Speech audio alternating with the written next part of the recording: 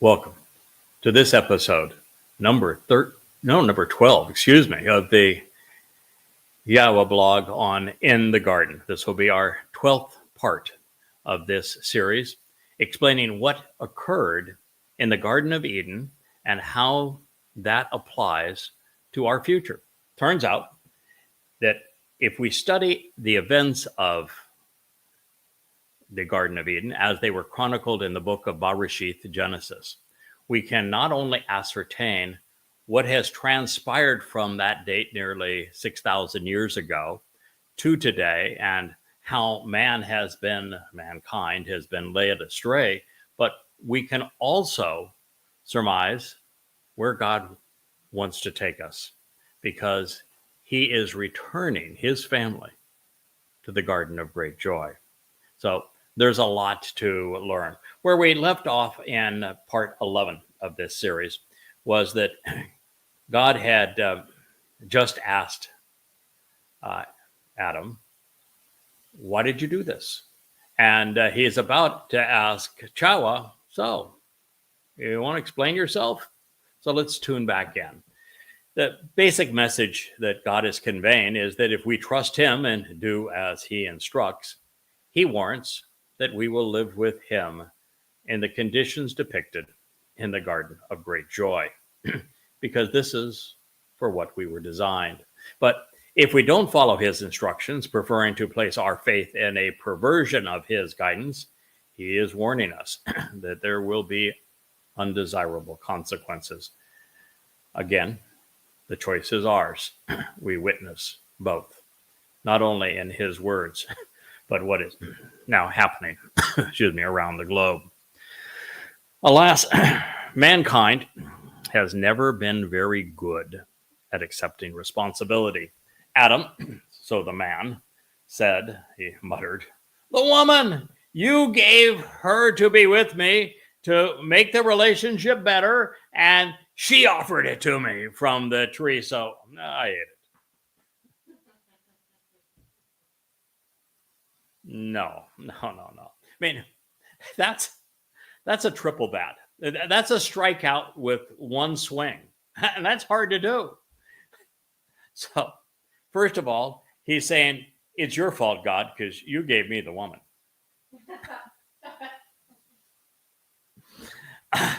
That probably didn't resonate with YAHOWAH. I'm sure at that point, YAHOWAH said, okay, kid. That was not good. And then he said, to make the relationship better. In other words, God, you really screwed up a second time, because rather than making the relationship better, she made it worse. Yeah, now you're saying that God did a really crappy job of designing woman?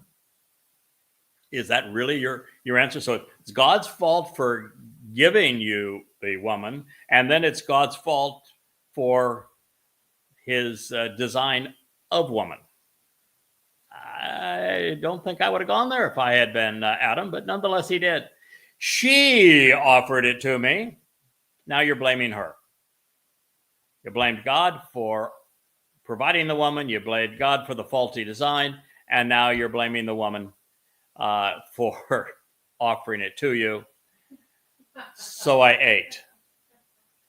Good grief, pal. I mean, this is pathetic. I've long said that, listen, Towrah was clearly embittered. Towrah made a lot of bad decisions. She wanted to be like a god. She was not happy with the way things were going.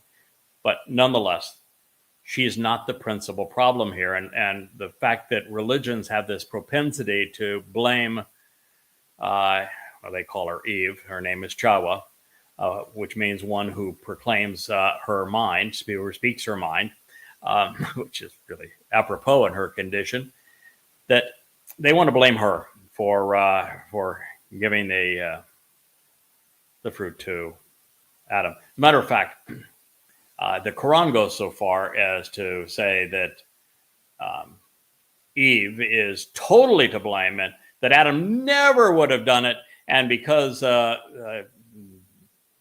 she did this, women have been made stupid ever since.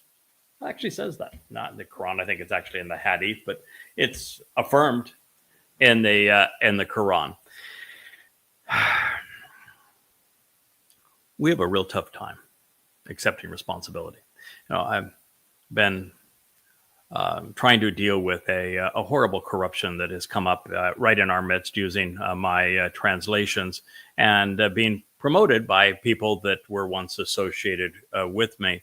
And we have now proven 4 times over that there is nothing about them that is accurate, authentic, legitimate, appropriate.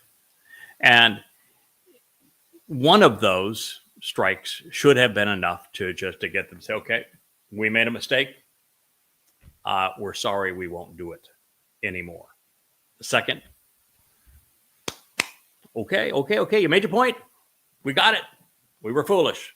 We accept responsibility. We won't do this anymore. The third time, all right already. Okay, we may be thick-headed, but we got it. And the fourth time, of course, was last night with the perversion of Yahweh's name. And still, I don't see them taking responsibility or capitulating. This has been man's and woman's problem for a very long time. Now, to Adam's credit, every word that he said was actually true. To his shame, he was wrong about everything he stated and implied, and he failed to take any responsibility. Yes, Yahweh gave man the gift of woman. Wonderful, best gift ever. And he also gave us much more. He gave us a nephesh, soul, to observe and then respond to the world around us. And he gave us a nesama, a conscience, to ascertain right from wrong, good from bad, to be moral, and free will so that we can make responsible choices. And then he shared his Torah guidance so that we could make the most of every opportunity. In his reply, Adam is admitting to having squandered all of it, forfeiting his soul, conscious, volition, and the instruction.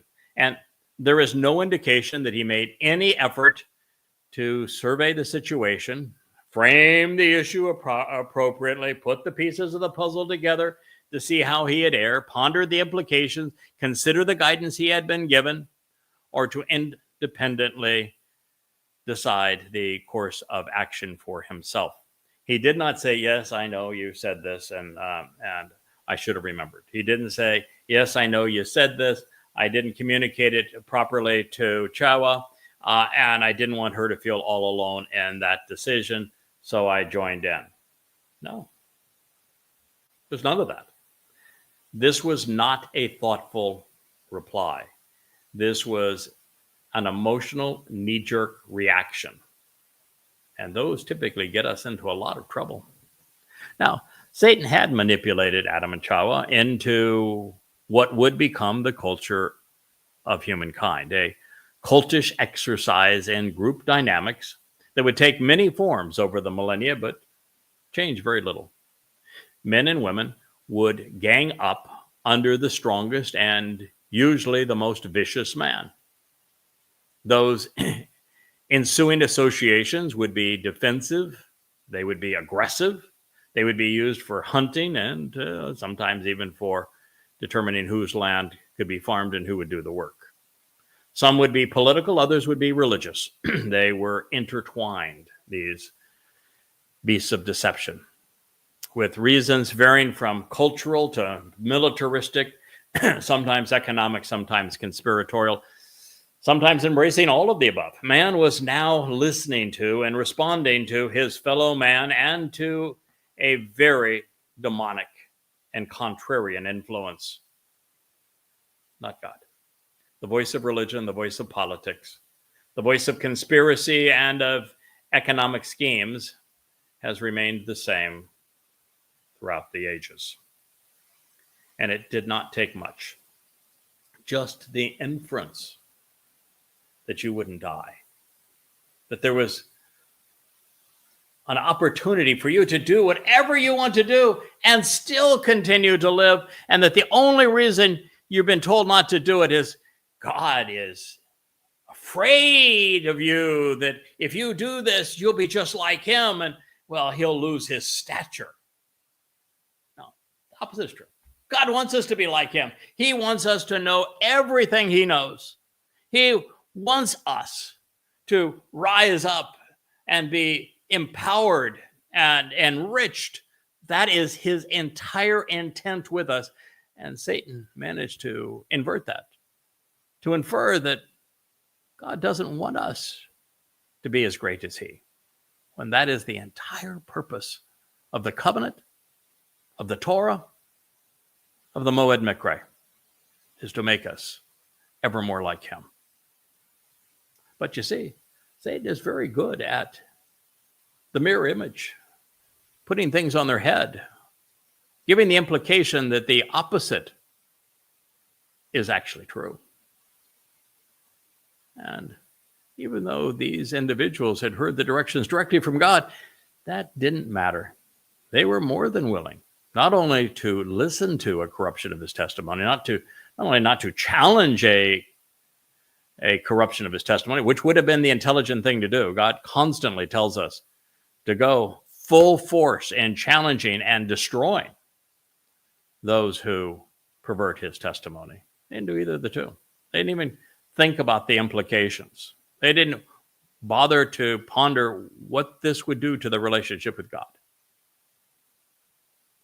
All too willing, thoughtlessly, to believe a corruption, a perversion, a twisting of Yahweh's testimony. We see it everywhere. Judaism, Christianity, Islam, and of course in the new cult claiming to speak for God. The first kingdoms and those which would follow were all fascist. The king established the rules, owned almost all of the land, allowed only his most ardent supporters to possess the rest, controlled everyone's lives, and was the head of the religion, was considered a god, claimed divine right to rule, and was, of course, commander-in-chief of his cadre of militants. The people ate what they were given. They did all of the work and received very little of the benefit.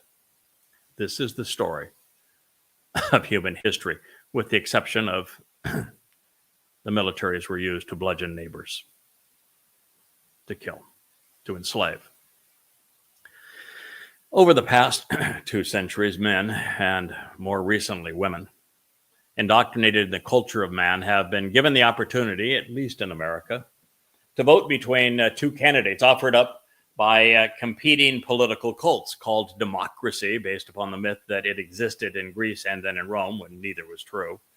People unwilling to consider the guidance of God that he has provided, or take responsibility for themselves, be accountable, or even learn what they need to know to make an intelligent decision, are typically bribed into voting for one of 2 candidates who will expand the influence of government and that robs others of what they have actually earned and enriches those who are advocating what is essentially legalized theft.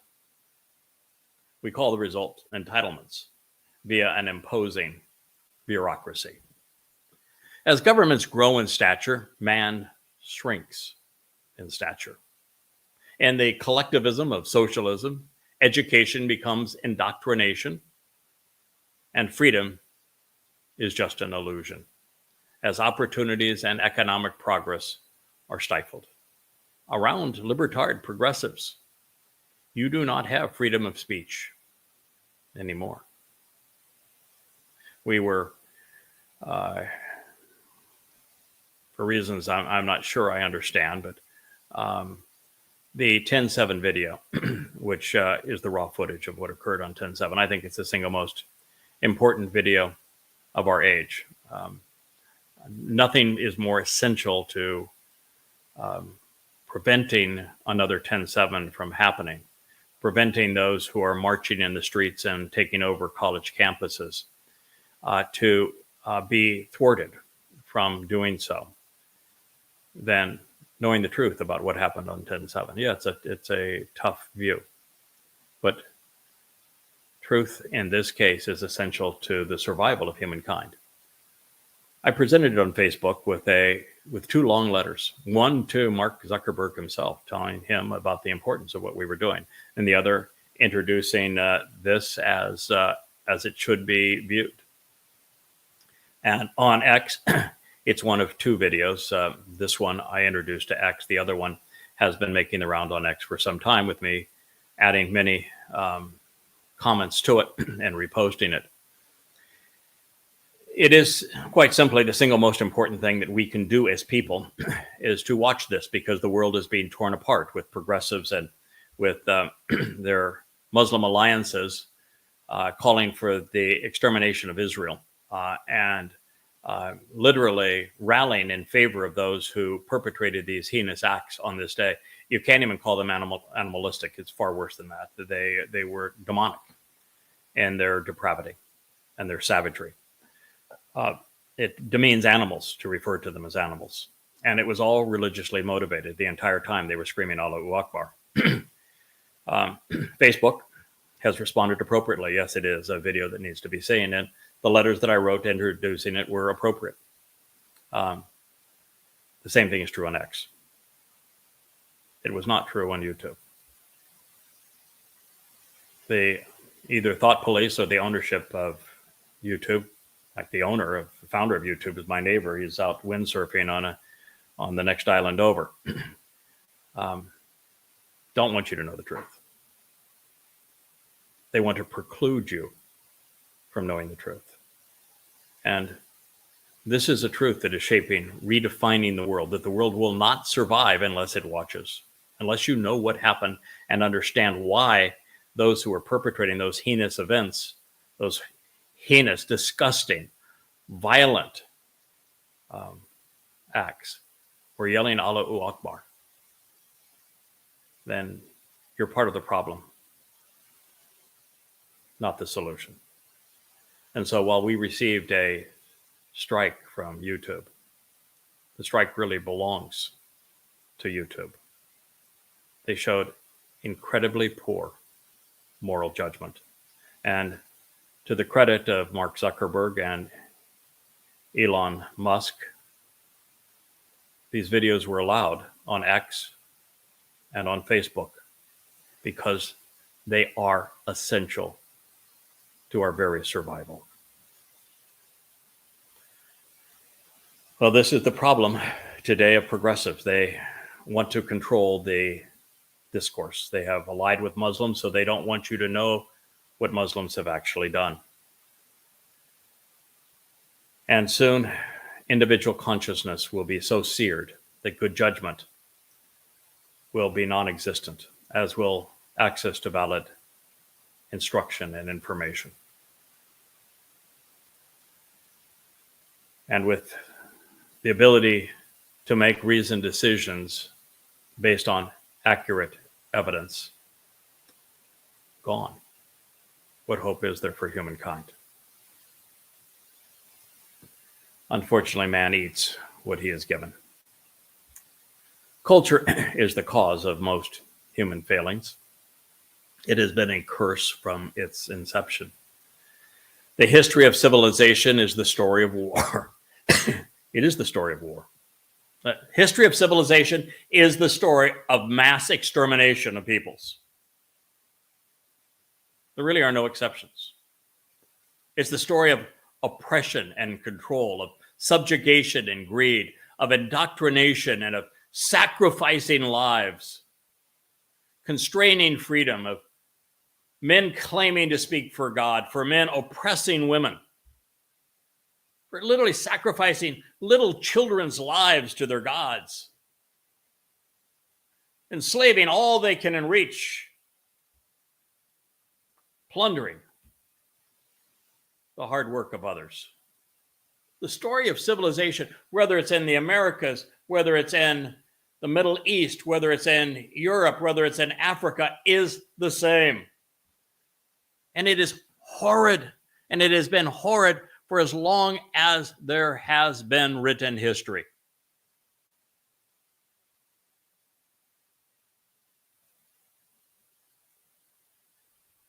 not recognizing this and perpetuating the collectivization of humankind only makes it worse.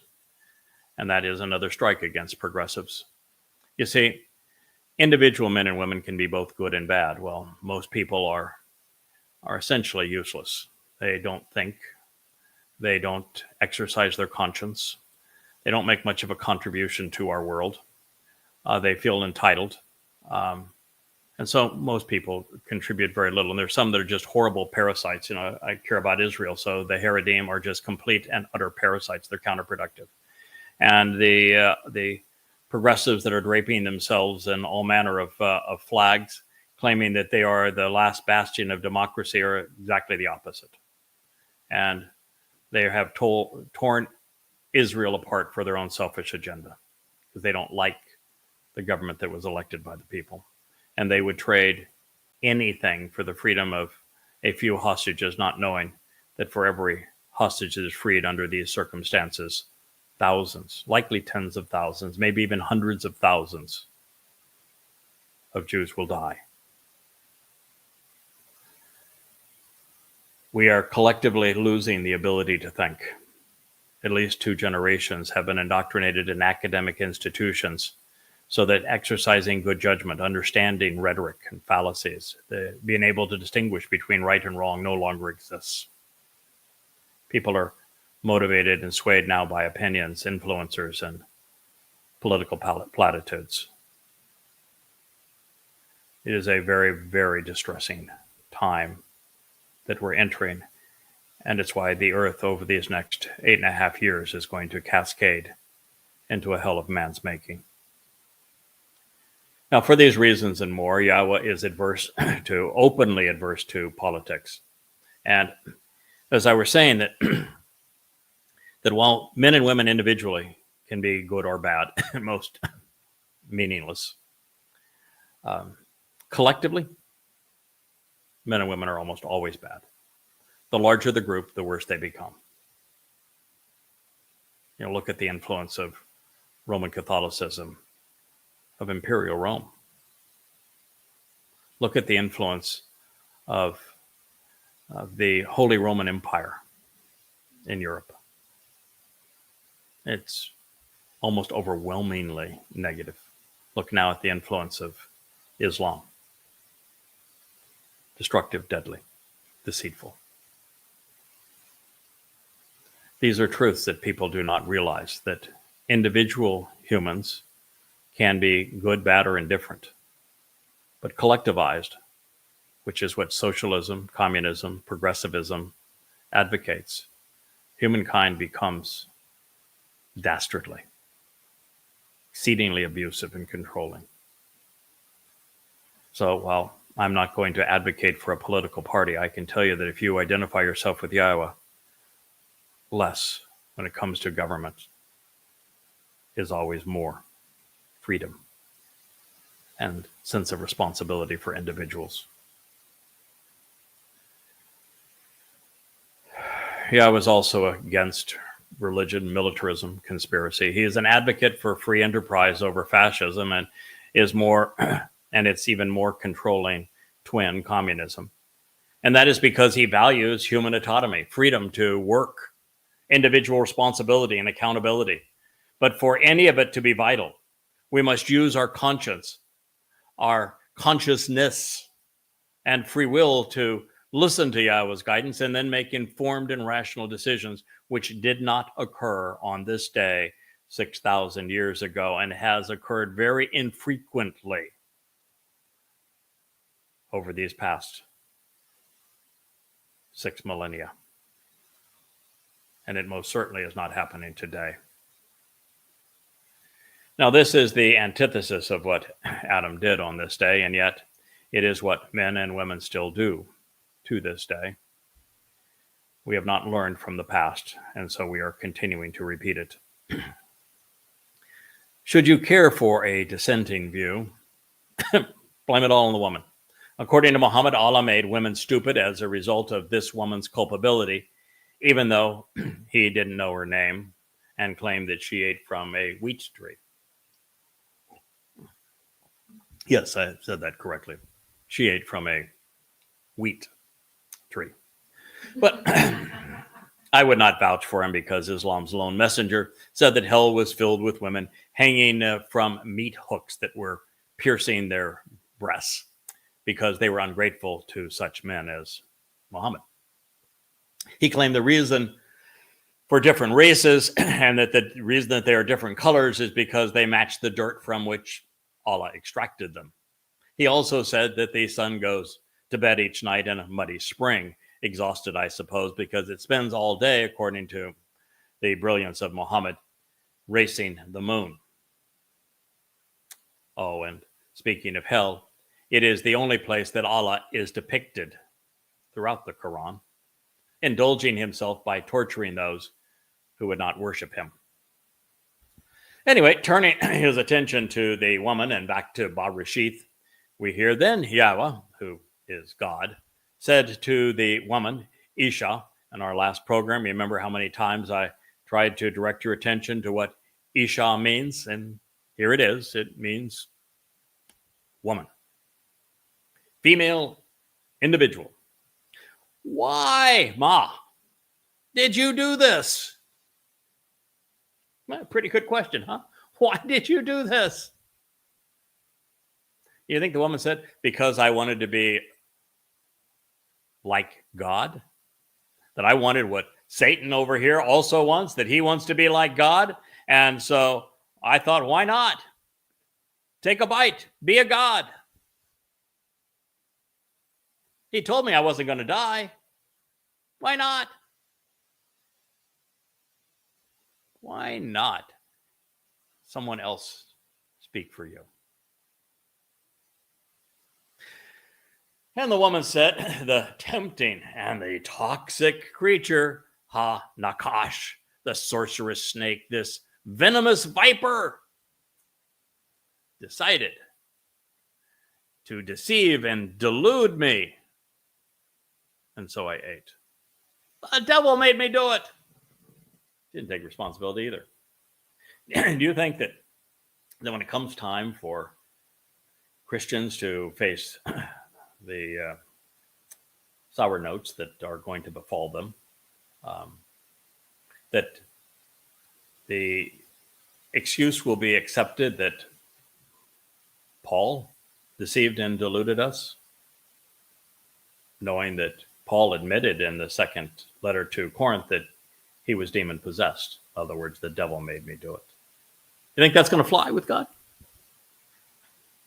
What about when Jews say, well, I mean, we missed the fact that Dode was the Messiah, and we're now parading around under the sign of the false Messiah, and we have been embittered against you. We erased your name.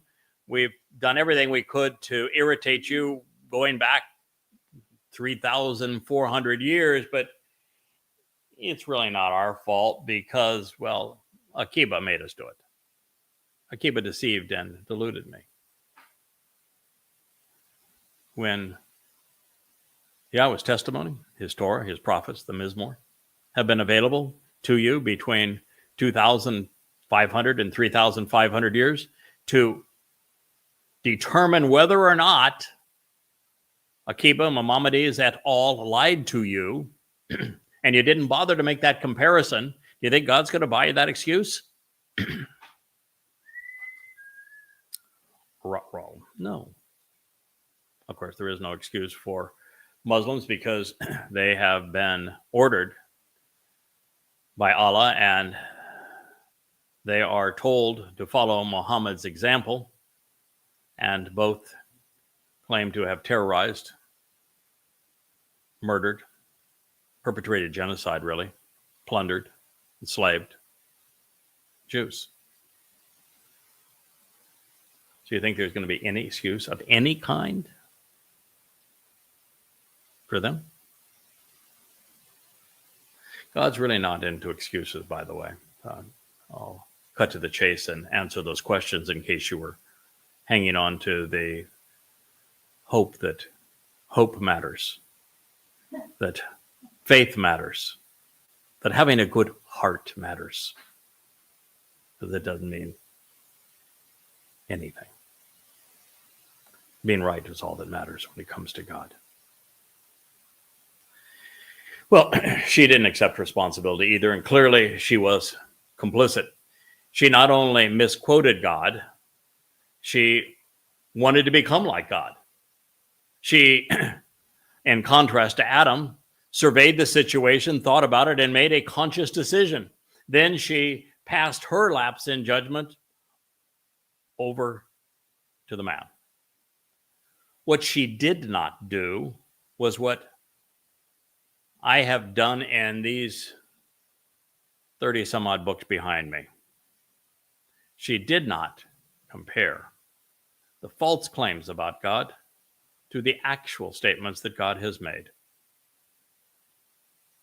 That is why I wrote the 5 volumes of Goddamn Religion. It's why I wrote the 5 volumes of Twistianity. It's why I wrote the 3 volumes of Babel. Yahowah sets an example for us throughout the Torah, throughout the prophets, that the first thing we have to do is expose and condemn the lies. We must go about the job of clearing away the rubbish that man has piled, both religious and political, even conspiratorial, on top of the truth, so that we can then dig deeply, find the truth for ourselves as God delivered it, study it, examine it, contemplate it, and understand it. And part of that process is comparing the lies to reality. It's why we have an asama, a conscience. She did not do that.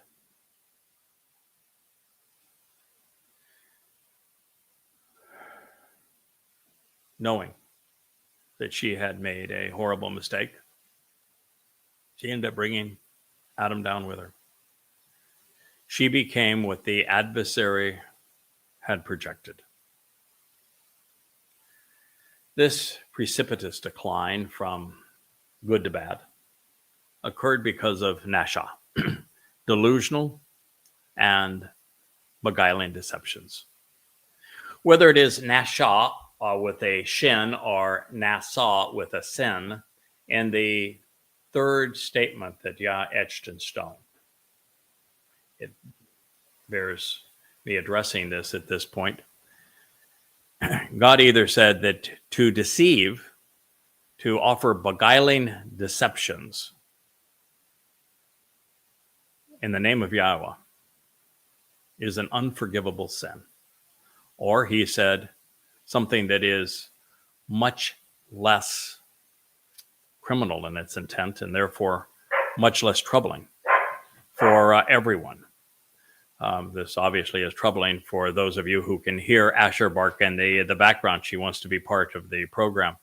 But if it is simply nasa, as in the verb meaning to lift up, to promote, to tolerate, to accept, then to accept the degradation of Yahweh's name is an unforgivable sin. Erasing Yahweh's name, changing Yahweh's name, manipulating Yahweh's name in any way, hiding Yahweh's name, corrupting Yahweh's name, anything associated with this, which Judaism is a major contributor, as is Christianity, as is Islam.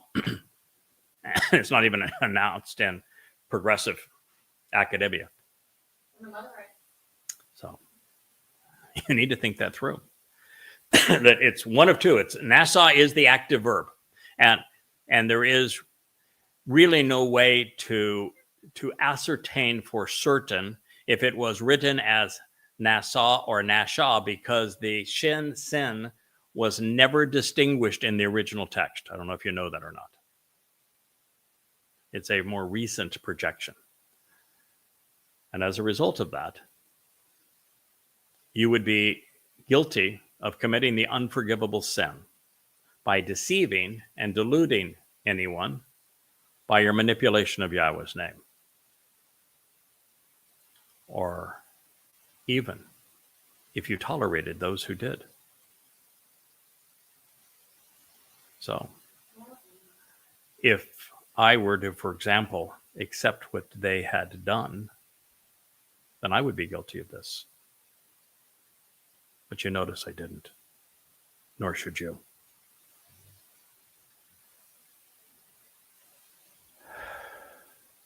So this decline occurred because of Nasha, which is either to lift up lies or to promote delusional and beguiling deceptions. Culture, like civilization, is something we are conditioned into embracing as good. Take the protests of Black Lives Matter, for example.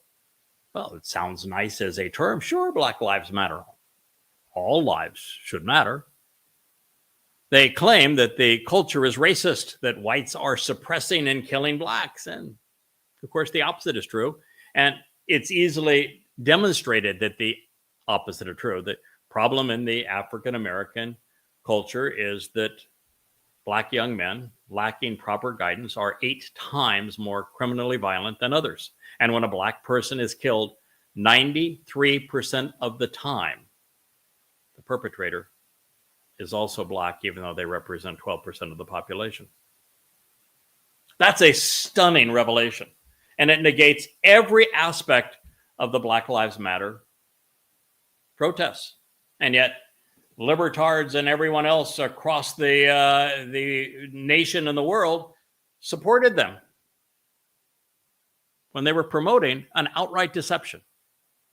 What they were doing is shirking responsibility. It's not my culture. It's not my fault that we're killing one another.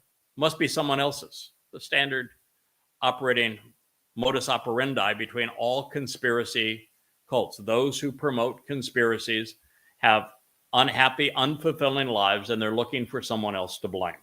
The one common denominator amongst all of them. Adam and Chawah were doing the same thing, and they learned nothing. The only viable solution is to accept responsibility and then strive to improve. What did I do when it became obvious to me that I had, through just compassion and enthusiasm, overhyped the position and the influence of the Ruach? I came to you. I looked you right in the eye. I presented the most troubling passage in this regard. I explained it to you. I took full responsibility for it and did a number of shows to highlight the truth so that you might know it. This is what a responsible person does. This is what Yahweh wants us to do. He wants us. Now, I shouldn't say he's not encouraging us to make mistakes, but he knows we will because we're imperfect individuals. And what he's looking for is someone with the courage and backbone, the compassion and the character to own up to our mistakes. I mean, it is true across the board with every implement that Yahweh uses, and it is an essential element of the character composition, the aptitudes and attitudes that cause Yahweh to choose one person over another. We exude credibility or not based upon being perfect, because no human being has ever been. You don't start off with total and complete knowledge, ever, under any circumstances, on any subject. So you're learning as you go. And as you go, well, we found out that bloodletting wasn't a viable cure for smallpox. So we learned. We said that's not a good thing to do. Let's try something different. And it's true across the board on everything. So it is by accepting responsibility that we gain credibility, that we reestablish our relationship with God. Look at that incident where Miriam and Aaron both came to Moshe and said, we too speak for God. And God said, well, come here, stand aside. A little conversation here. And he said, listen, I would be rough with you, Miriam, even if your father had spit in your face, because you need to shut up.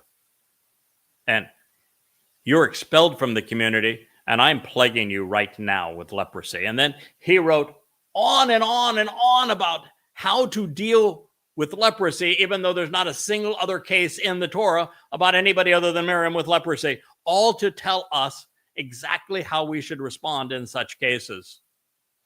But what did Aaron do by contrast? He's stupid me. I should never have done that. I'm really sorry. Never do it again. He took responsibility.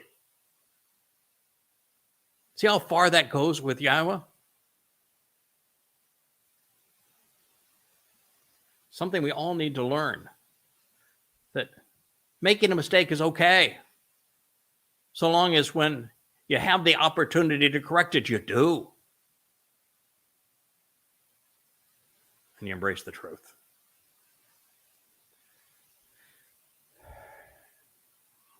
The American South, for example, was exceedingly racist. They were oppressive. 70 years ago. Terrible what they did in terms of segregation and the like, and their attitude is despicable. But those conditions are largely gone. And more importantly, affirmative action and the transfer of trillions of dollars from Caucasians to blacks have created tremendous opportunities for African Americans.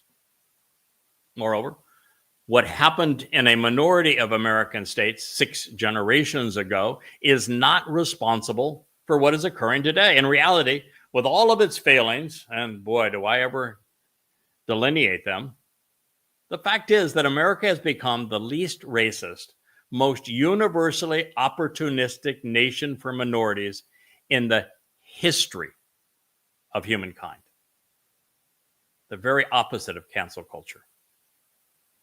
But the professors, the media, the politicians that are advancing it can't be reasonable. They are incapable of examining the evidence and drawing a logical conclusion, a moral conclusion. Yes, America has become the most universally opportunistic nation for minorities in the history of humankind. And yet, it is being squandered. So why are African Americans blaming others for what they have done to themselves, and worse, why do so many agree with them? If you genuinely care about prolonging life, then why aren't you trying to resolve the problems in the culture that are robbing far too many blacks of their lives? The truth is, the problem has nothing whatsoever to do with ethnicity, race, skin color. Nothing. It has all to do with upbringing. The cult of man is the reason for the fall of man. Now, retaining our focus on the verb nasha, spelled identically in the Hebrew to nasa, as I have shared, it is the operative word in the third instruction that Yahowah etched in stone for our edification. You wonder why I'm repeating myself, as my presentation previously was totally extemporaneous, and I now find that I shared this in the text of the book that I'm trying to convey to you at this time. And I'm not going to shy away from that, because as I've shared previously, the single most effective way to transfer information from short-term to long-term memory, where it can be used over the rest of your life and put into action, is to extend the time that you're thinking about it from a matter of seconds to a matter of minutes. If we can do that, then you will own this information forever. And you can use it and you can apply it to your life. So this is always worth doing. I point this out because in Paleo Hebrew, there is no distinction between the sin and the shin. It's a later development. The S or the SH sound, if you will. On the tablet, it was usually and errantly translated as take, but it means to lift up, carry forward, bear, desire, exalt, forgive, or respect. versus to deceive, to negate, to beguile. If it's simply Nassau versus Nashah. There, it is used in conjunction with the negation of Yahweh's name becoming an unforgivable offense.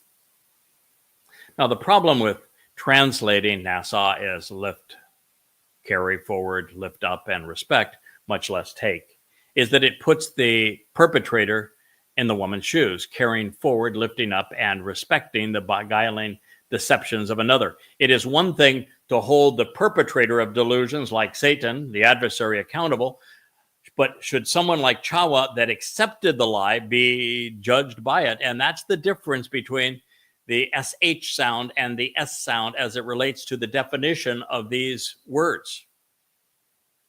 In one case, the person being condemned is, well, to the largest extent, you would say the perpetrator of it, and therefore Nashah. But with Nassau, it's also the person they deceived, because they should have known better. And as we read through this and Yahweh's response, he judges them both, suggesting in the Torah that they Nashah and Nassau understandings both apply.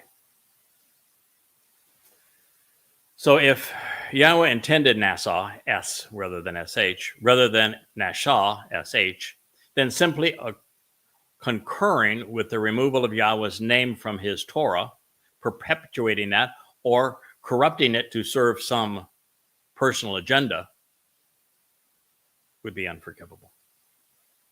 And yet, if Yahweh intended us to read Nashah, then it is deliberate deception, delusions, which take others away from God, which become the unresolvable crime. It's a far more significant crime. In the case of the white Goyim mother rights, if it is Nashah, then the builders of the hive and their translator and the queen mother, as well as those who were illustrating their scheme, have forfeited their souls. If it is Nassau, everyone they have drawn into the hive has forfeited their souls. And I'm here to tell you, it is impossible in the text to differentiate between the two. And so both definitions apply. And when you look at what Yahweh did in the case of judging the serpent and the woman, you'll see that both definitions apply. And that explains why it is so essential that I continue to expose and condemn what they have done. Because the last thing I want, the last thing God wants, is to have more people lured away and deceived. He does not want people losing their souls, particularly to something as foolish as this.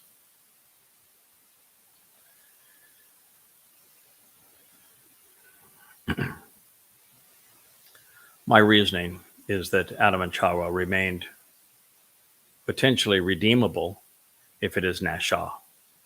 Even if the consequence of their actions turned out to be blessings, I'm hoping that the intent was Nashah as it relates to the beguiling of people through the corruption and perversion and negating of God's name.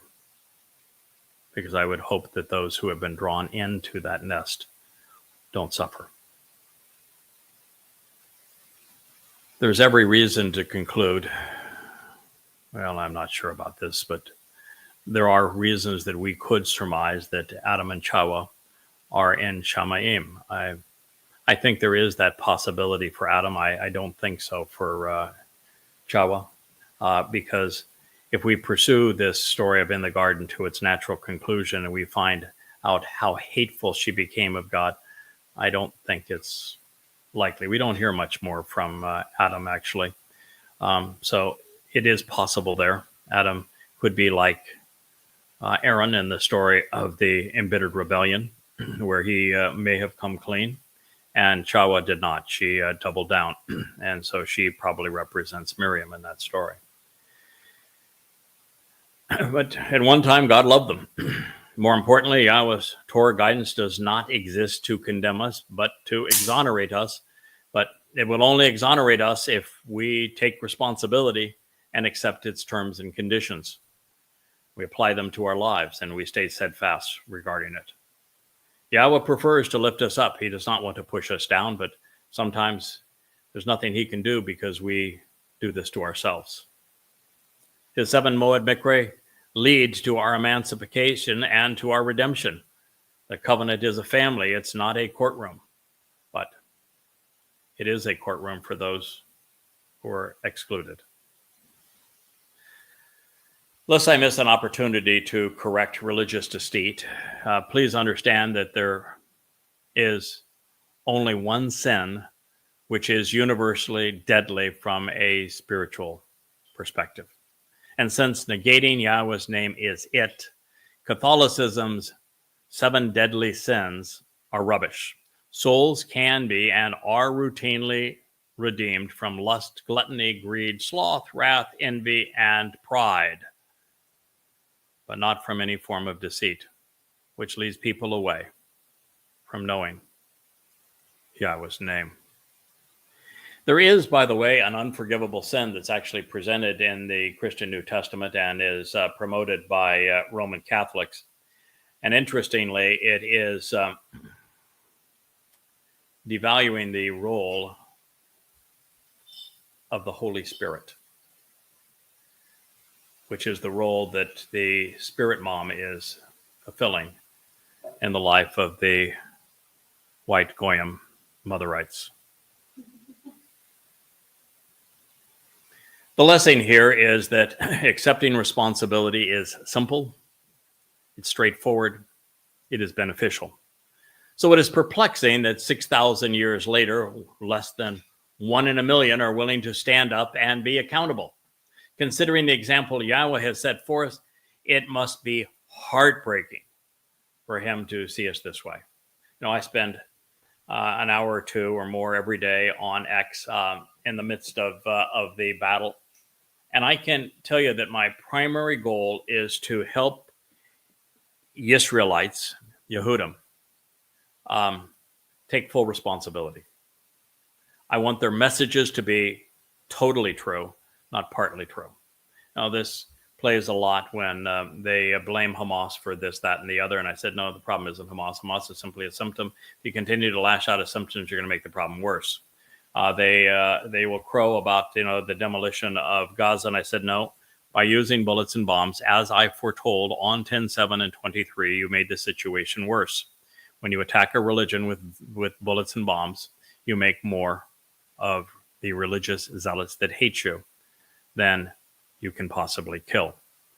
And so I go over and over again. They'll talk about Hashem and G-D and the like, and I have to constantly say, no, that doesn't exist. And then you'll have right-wing Christians that speak of Jesus is going to come save them. And I said, no, there is no Jesus. He was a complete and crude counterfeit.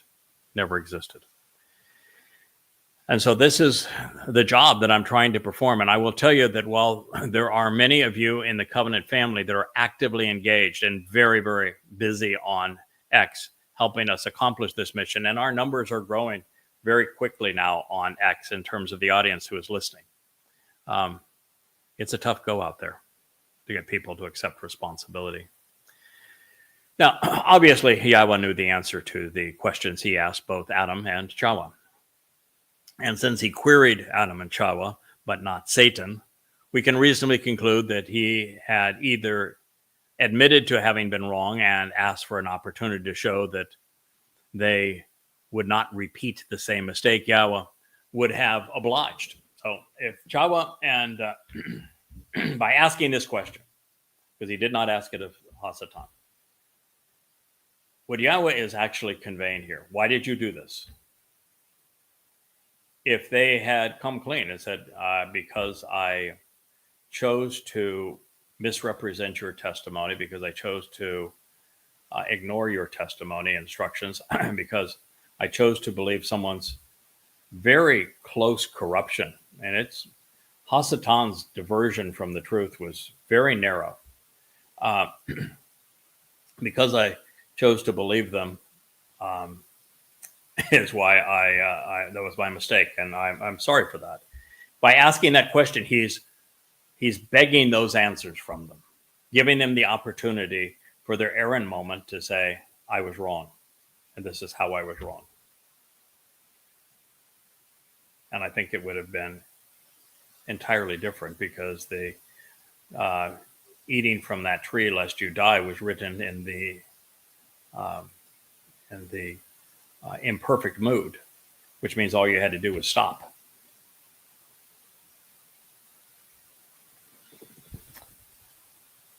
So I think that the situation would have been entirely different had they accepted responsibility. However, until we are willing to admit that we have been wrong and show a desire to improve, to correct the record, there is very little God can do for us. It is the same for any parent and for any child. The other lesson is that the choice to reject Yahowah, for it to be credible, deceit and death must have an advocate. And that is the reason Hasatan, as the Nakash, the serpent, was permitted to misrepresent Yahowah's instructions. And so we find it everywhere. I mean, we find it, in the new white Goyim Motherites. They're perverting Yahowah's instructions. They have their own little pocket translator to parrot what they want to convey. And they have all manner of lies that they would promote. And of course, the worst are Christianity, Islam, and Judaism in this regard. So Satan is very adept at encouraging his minions to misrepresent Yahowah's name and his instructions. You notice that in that whole episode, Yahowah's name was never mentioned. And while the world is no longer Eden and the adversary, he, however, is still here, and for the same reason. People so easily fall for lies. That's one of the things that has been so frustrating. It was so frustrating for me 15 years ago when so many of the listeners to this program came from a conspiracy cult called Unpopular Truth. And they made the mistake of intermingling, Babel, if you will, commingling lies with truth and weaving their conspiracies, which were political, into the testimony I was delivering on behalf of Yahowah. And then they became very belligerent as they used the acclaim that they received for participating in my audio programs to abuse people, particularly women. And I shut it down hard. I became exceedingly aggressive and denouncing them from top to bottom. And over time, they dissipated into nothingness because we pulverized them. But unfortunately, almost all of those who are rebelling now and embittered and leading the new conspiracy are from the old conspiracy cult. And they're doing the same thing for the same reason. And well, they were given the same opportunity too. And well, I don't think I would be all that bothered if they went off and did their own thing, not playing off of my translating style and transliterations and translations and insights and the like. I would just write them off and say, well, it's another group of lost souls. They never came out of the conspiracy cult. But they took a goodly number of people who should have known better with them and have ruined them. And so that's a concern. And unchecked, they will ruin more lives, and they will do whatever they can to discredit Yahowah's chosen implement at a crucial time, such that this is Hasatan's way of saying, my last shot to preclude Shabuah and Towrah, and therefore Kippurim. No, they picked the wrong foe. Now, free will is not only a prerequisite, as we've talked about, for a loving relationship. choosing well must have its rewards, which means choosing poorly cannot be without consequence. After Adam and Chawah's disregard for Yahweh's Shawah instructions, life would be different. God's guidance would have no credibility if he were to ignore, cancel, or change it without consequence. As a result, Yahweh did not forgive them. Now, this is bad news for those who have accepted the copious and consistent negations and alterations to Yahweh's name and his instructions through all manner of conspiracies, Judaism, Islam, and conspiracy cults. Blaming Chawah is like saying that someone is responsible for our decisions and the first sin, the fall of man. It infers that God is going to overlook our reworking and repudiation of his name, his directions, and his instructions just because everybody else is doing it. Going along with the crowd did not help Adam, saying, I did it with a good heart. I was just trying to learn some more Torah. I was hoping that by eating of that tree, I would gain knowledge, and there's nothing wrong with gaining knowledge, is there?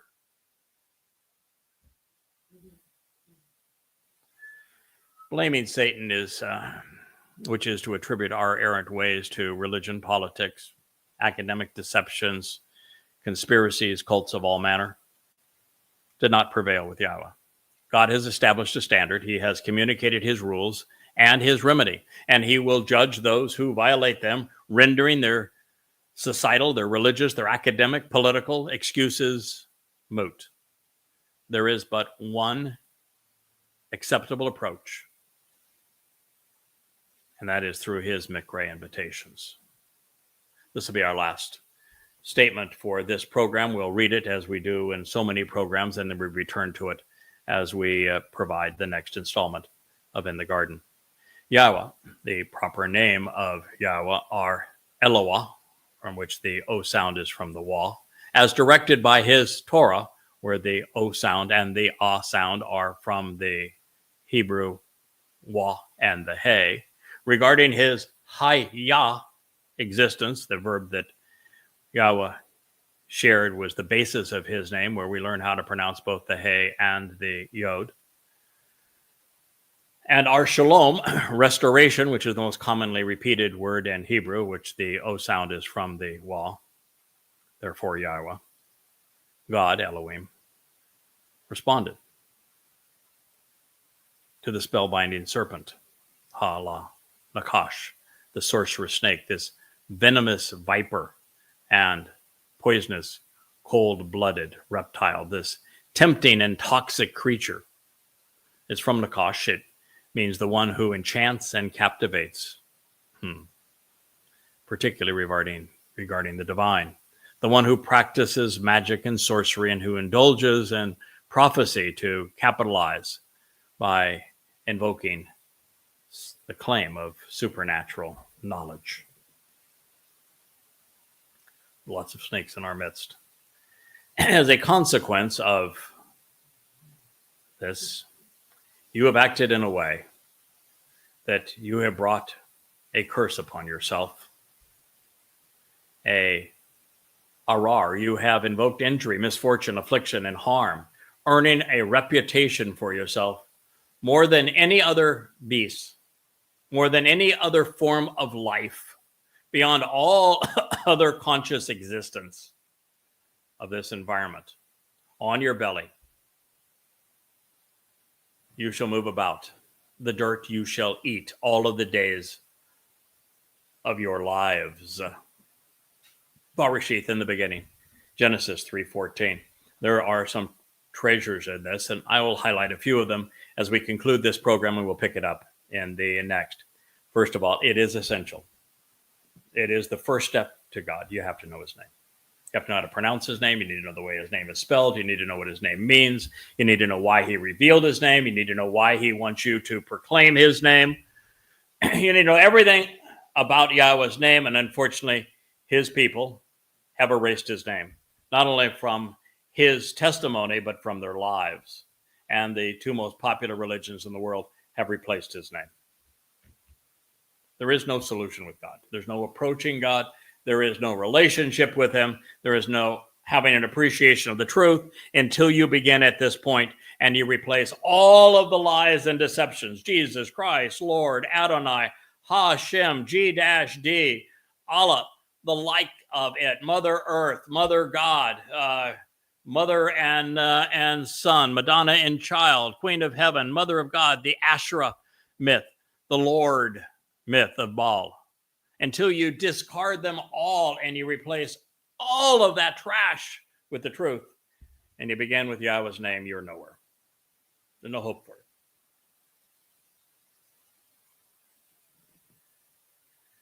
He is God, Elohim. He said to this spellbinding serpent, and now we know why he chose this depiction for him. He is spellbinding. He is sorcerous. He is a snake. He is venomous. He is a viper. He is poisonous. He is cold-blooded and reptilian. He's tempting. He's toxic. He enchants. He captivates, particularly regarding God. He practices sorcery and he indulges in prophecy to capitalize by invoking the claim of supernatural knowledge. Spirit told me. And he said, as a consequence, as a result. Ashah means to act, to do, to engage. You have acted, you have done something in this way. And as a result, you have brought upon yourself a curse. You have harmed yourself. You have injured yourself. You have caused affliction. You've earned retribution for yourself. There is a consequence of twisting ever so slightly my testimony to deceive. More than any other. And then he has Bahama, which is a beast. You know, the beasts are Babylon, Media, Persia, Greece, Imperial Rome, the Roman Catholic Church. More than any other beast, more than any other form of life, men, chaya, more than any other life form, means that the Karub and the Malak are very much alive. And this particular individual is worse than any animal and any of the beasts that evolved from Babel to the present day.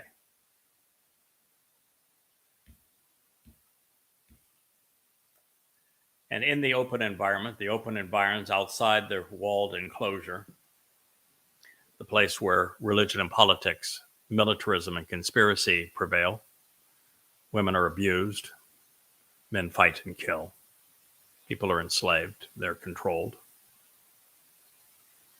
It is there that on your belly, as a reptile in contact with the earth, you shall move about.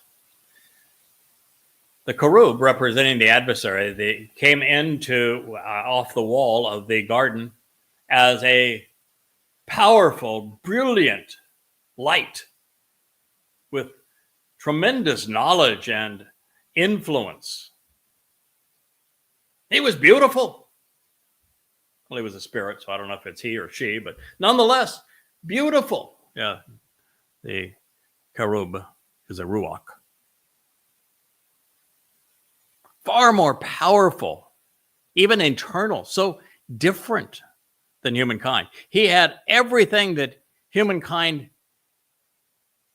didn't have except for two things: free will and the fact that Yahweh created humankind for the purpose of a loving family relationship and therefore valued them and looked at the Karub and the Malak as tools, implements. Considerable difference in those two. And now he would be demoted. He is nothing but a snake. He is the snake of Paul as he created the counterfeit to Jesus Christ. He is the snake that would put the dead God on a stick. He is the snake of Akiba, who would foist the false Messiah on his people and cause the diaspora leading to the Holocaust, and that who created the religion of Judaism. He is the snake that brought you and humankind the destructive and demonic nature of Islam, the Quran, and Hadith. He is now demoted so that his abilities have been hugely curtailed. Now he has to prevail through men and women. He has to entice them. He has to encourage them. It's the same thing in the Quran throughout. Allah claims to have been a terrorist. He claims to have perpetrated genocide against civilization after civilization, and yet there's no indication that Allah actually did anything. The only miracle attributed to him is he made the wind blow in the desert. Big whoop. So what he has to do is he has to encourage men and women to kill for him. And that's why he made Islam based on the pledge of Aqaba. We pledge to wage war against all mankind. For the ongoing edict in the Quran is that to be a good Muslim, you must fight and kill for Allah. That's why I tell Muslims who want to kill me for exposing the truth about their Quran and their Hadith, their prophet and their God. If you think your God is so Akbar, have Allahu come to get me. Certainly he knows where I am. Certainly he's Akbar.